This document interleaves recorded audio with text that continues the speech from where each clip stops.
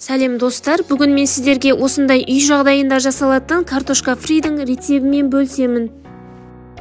Өте дәмді әрі қытырлақ болып шықты, жасасаңыздар өкінбейсіздер.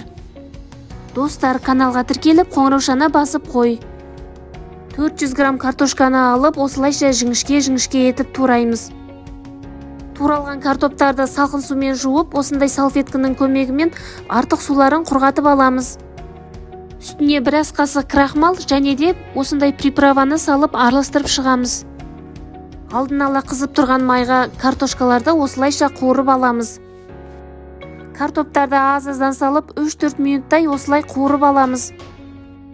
Картоптарды тез араластырмасақ жабысып қалуы мүмкін. Піскен картоптарды сүзіп, салфетканың үстіне салып шығамыз.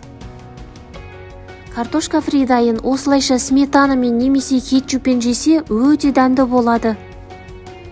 Достар, алдағы уақытта каналға осы картоп фримен дайындаған үй жағдайында жасалатын донердің рецебімен бөлсемін. Жаңа рецептерді жіберіп алмас үшін каналға тіркеліп, қоңыраушаны басып қой.